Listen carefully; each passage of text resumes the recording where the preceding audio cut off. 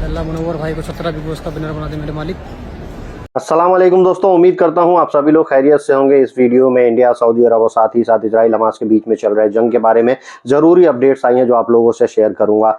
Saudi अरब में काबा शरीफ में एक इंडियन ने शर्मनाक हरकत किया हुआ है। वहां से वो जो अपील कर रहा है वो जो है आपत्तिजनक है। और उसके बाद से इंडिया में एक मुस्लिम फैमिली की जो करतूत है वो उसको इंटरनेट पे पूरे मुस्लिम या दूसरे कम्युनिटी के लोग भी उसको जो है कोस रहे हैं। और एक जो जहाज था जिसमें 303 इंडियन लोग फ्रांस में फंसे हुए हैं उसके बारे में ज़रूरी अपडेट आया हुआ है। और एक जहाज जो शिप थी वो शिप के ऊपर हमला हुआ है और इंडिया आ रही थी जहाज सऊदी अरब से, उसके बारे में भी ज़रूरी अपडेट रहेगा। और हमास के कैद से छूट के लोग आए इजरायली, वो लोग ही जो है ना उनके बारे में जो चीज़ें बता रहे हैं वो बहुत ही शॉकिंग है। पूरी दुनिया को इसको देखना चाहिए। चलिए वीडियो की शुरुआत करने से पहले आप लोग से गुजारिश करता हूँ, अगर आप लोग मेरे चैनल पर नए हैं तो चैनल को सब्सक्राइब करके ऑल नोटिफिकेशन ऑन कर लीजिए। फेसबुक इंस्टाग्राम पे अभी तक फॉलो नहीं किया तो आप मुझे फॉलो कर सकते हैं। आपके कुछ भी कंसर्न डाउट ट्रैवलिंग के रिगार्डिंग रहे गल्फ कंट्रीज के तो आप मुझसे जुड़ सकते हैं, मुझसे पूछ सकते हैं। वीडियो की शुरुआत में सबसे पहले इजराइल हमास के बीच में चल रहे जंग के बारे में कुछ जरूरी अपडेट्स हैं वो आप लोगों से शेयर करना चाहूंगा। इजरायली आर्मी ने जो है अनाउंसमेंट किया है कि हमारे 8 ऑफिसर्स और सोल्जर जो है वो मारे गए हैं हमास के द्वारा और उनका जो है बाकायदा इन लोगों ने अंतिम संस्कार किया और ये बताए हैं। तो ये समझ लीजिए कि जो जमीनी स्तर पर लड़ाई हो रही है उस पर कहीं ना कहीं इजराइल जो है बुरी तरह से फंस चुका है। और जो एक शॉकिंग न्यूज आप लोगों से शेयर करना चाहूंगा मैं, हमास के कैद में जो लोग इजरायली थे जब उनको छोड़ाया गया है उसमें से कुछ लोग जब एक्सचेंज हुए हैं तो वो लोग अब आके जो ऐसे ऐसे खुलासे कर रहे हैं जो कहीं ना कहीं शॉकिंग है। उसमें से एक है ऑलमोंग गोल्डस्टेन। तो ये जो कह रही हैं कि इनके साथ क्या क्या हुआ हमास के कैद में वो इन्होंने शेयर किया है। इन्होंने बताया है कि जो लोग थे हमास के मिलिटेंट थे वो हमारा पूरी तरह से ख्याल रखते थे और वो कहते थे कि हम अपनी जान को जोखिम में डाल के अपनी जान को ये करके तुम्हारी जान की हिफाजत करेंगे। वो इस तरह से कह रहे थे और हर चीज़ का जो है ख्याल रखते थे। एक एक छोटी बड़ी चीज़ का ख्याल जैसे रखा जाता है वैसे वो लोग रख रहे थे और उनके बॉडीज़ को अपनी बॉडीज से प्रोटेक्ट कर रहे थे ताकि अगर बम वगैरह आए तो हम सामने रहेंगे। जो हमास के मिलिटेंट थे वो बोलते थे कि हम पहले झेलेंगे, पहले तुम्हारे ऊपर नहीं आने देंगे। और बम कौन मार रहा है? इजराइल मार रहा है।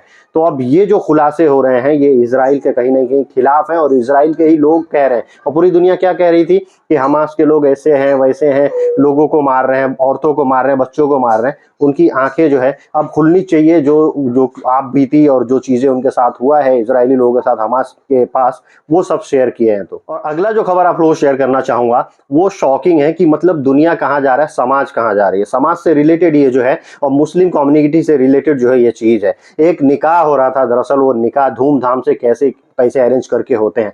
जब निकाह होने पहुंचा, यूपी के बुलंदशहर का ये मसला है, रात में जब निकाह होने पहुंचा तो निकाह के पहले दहेज की चीजें गिनाई जाने लगी और उसमें जो है दहेज में जो लड़के वाले थे उनका डिमांड था क्रेटा कार का, लेकिन लड़की वालों ने स्विफ्ट दे दिया। तो स्विफ्ट यानी छोटी कार की वजह से वो बोला कि भाई हमको जब तक क्रेटा नहीं आएगी यहाँ पे हम निकाह नहीं करेंगे। ये तनातनी हो गई, मामला इतना बढ़ गया कि निकाह को रोक दिया गया और पता चला कि शादी कैंसिल होगी और 17.5 लाख रुपए जो लड़की वालों के खर्च हुए हैं वो जो है वापिस करने पड़ेंगे लड़के वालों को। तो लड़के वालों ने वापिस भी किए, 12.5 लाख वापिस किए और कुछ जेवरात और उनकी गाड़ी वहां पे जो है गिरवी रख दिए कि हम जो है कल पैसे भिजवाएंगे तो ये छोड़ देना। तो आप समझिए लोगों की मानसिकता कहाँ जा रही है। मतलब दहेज जो है लड़की वाले कैसे इकट्ठा करते हैं वो नहीं सोच पाते हैं और बोलते हैं कि हमने जो बोला था हमको वही चाहिए, अगर ये आप दे रहे तो हम नहीं करेंगे। तो इस पे जो है काफी जो है उस जो भी ये फैमिली है, जो लोग सोशल मीडिया पे ये देख रहे हैं उस लड़की की फैमिली को कोस भी रहे हैं, उनके ऊपर थूक भी रहे हैं। मामला ये जो है ना पुलिस तक नहीं पहुंचा, आपस में जो है ये समझौता कर लिया गया और पैसे की लेन देन करके ये मामला को रफा दफा कराया गया। लेकिन लड़की का जो है शादी फिर उसी रात में हो गई, दूसरे उसके बाजू के गांव से फिर उसी समय बारात आया, उन लोगों का उसी रात में शादी भी हो गया। लेकिन ये कितने जलील होके जो लड़के वाले वहां से निकले हैं, जो ये पूरा एक समझिए कि इंटरनेट पे वायरल है और ये लोग जलालत पूरी सह रहे हैं और सहेंगे आगे भी। अब ऐसे ही एक इंडियन लड़का था जो कि सऊदी अरब के काबा शरीफ में उम्रा कर रहा है और वहां से समझिए वो एक आपत्तिजनक चीज आप कह सकते हैं कि वहां से वो जो है कर रहा है, प्रेयर कर रहा है कि जो बिग बॉस 17 हो रहा है उसमें मुनव्वर फारूकी को अल्लाह जिता दे।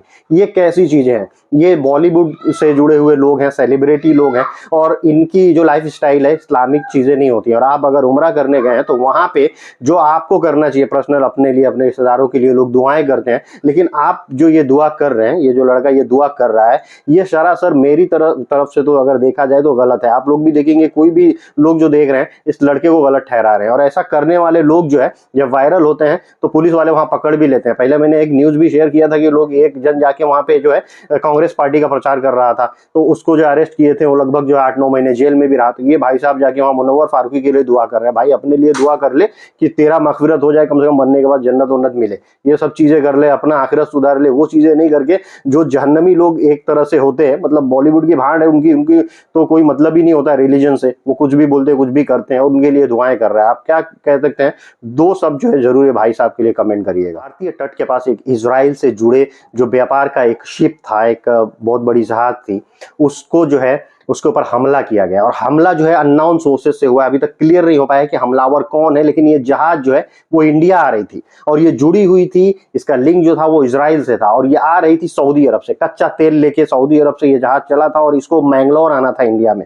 और इसी बीच में अभी इंडिया पहुंचने ही वाला था कि उसके ऊपर ड्रोन से हमले हो गए और हमला हुआ तो इसमें आग वगैरह लग गया। कोई मतलब किसी भी तरह का नुकसान तो नहीं हुआ, लेकिन इसमें 21 इंडियन क्रू मेंबर हैं और जो पायलट है जो इस जहाज को मतलब चला रहे थे वो भी इंडियन ही बताए जा रहे हैं। लेकिन इसका जुड़ाव चूंकि इजराइल से था, इसके वजह से बताया जा रहा है कि इसके ऊपर जो है हमले हुए हैं। अभी तक किसी ने कोई जिम्मेदारी नहीं लिया है कि हमले कहां से हुए हैं। दोस्तों अब बात करते हैं फ्रांस में फंसे हुए 303 इंडियन लोगों की, जो एक दुबई से जहाज उड़ा था और उसको जो है निकारागुआ जाना था, लेकिन टेक्निकल फॉल्ट की वजह से उसको फ्रांस में उतारा गया। और फ्रांस में जब उतरा तो वहां पे फ्रांस के पुलिस वालों को इनपुट मिला कि ये जो लोग हैं इसमें इंडियन, इनको जो है ह्यूमन ट्रैफिकिंग के लिए लेके जाया जा रहा है। तो इस पूरे जहाज को वहां पे जब्त कर लिया गया, डिटेन कर लिया गया, लोगों को जो है रोक लिया गया, उनको बैठने उठने के लिए व्यवस्था, सोने के लिए व्यवस्था एयरपोर्ट पे कराया गया, इंडियन एम्बेसी से कांटेक्ट किया गया। अब इसमें इंडियन एम्बेसी जो है इन्वॉल्व हो गई है और मामला कोर्ट तक जाने वाला है, क्योंकि वहां पे जो फ्रांस में सख्त कानून है और कोई भी मानव तस्करी करता है तो 10 साल तक की जेल होती है उसमें।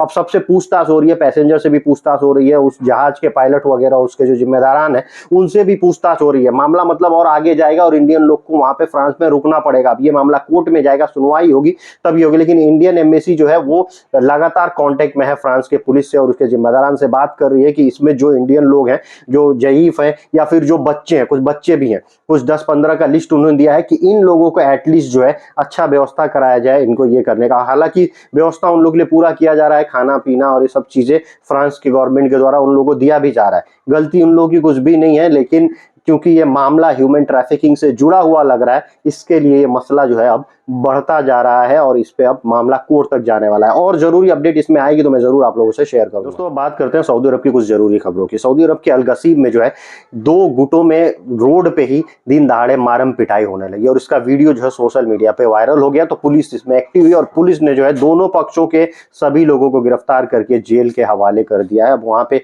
उनका मामला कोर्ट में जाएगा, फिर उसके बाद क्या मसला था क्या था फिर उसका जो है निवारण होगा। ये भाई साहब लोग अगर अच्छा लफड़ा ज्यादा खतरनाक कर रहे होंगे, क्योंकि रोड पे कोई हाथापाई मार पिटाई करता है तो इसके लिए जेल का हवा तो उसको खाना ही पड़ता है सऊदी अरब में। और दोस्तों सऊदी अरब में जो है मात्र एक हफ्ते में 16,000 से ज्यादा लोगों को गिरफ्तार किया गया, जिसमें 11,000 से ज्यादा लोग ऐसे थे जिन्होंने इकामा कानून का उल्लंघन किया था। यानी अपने कफील के पास जाते हैं, इकामा बनता है, फिर उसके बाद इकामा रिन्यूअल नहीं होता या बिना इकामा बनाए इधर उधर भाग जाते हैं, ऐसे भी लोग थे। और जो है उसमें 899 लोग जो अवैध तरीके से सऊदी अरब में घुसे हुए थे, जिनके पास कुछ भी नहीं था वीजा वगैरह, ऐसे भी लोग थे। तो ऐसे लोग जो है हमेशा हर हफ्ते जो है हजारों की तादाद में सऊदी अरब में पकड़े जाते हैं। दोस्तों सऊदी अरब के रियाद रीजन में जो है एक शख्स को पकड़ा गया जो कि सऊदी नागरिक बताया जा रहा है। उसने जो है उसके ऊपर इल्जाम ये लगाया है पुलिस ने कि ये डकैती कर रहा था, लोगों के ऊपर जो है हमला करने की कोशिश कर रहा था, यानी जान लेने की किसी की कोशिश कर रहा था और गाड़ी से अपने जो इधर उधर मतलब कुछ जो है नशे के हालत में था और हरकतें इसकी सही नहीं थी। तो इसको जो है जब इसके सारे इल्जाम क्लियर हुए हैं तो इसको मृत्यु दंड दिया गया। यानी अब इसका गला जो है धड़ से अलग हो जाएगा, क्योंकि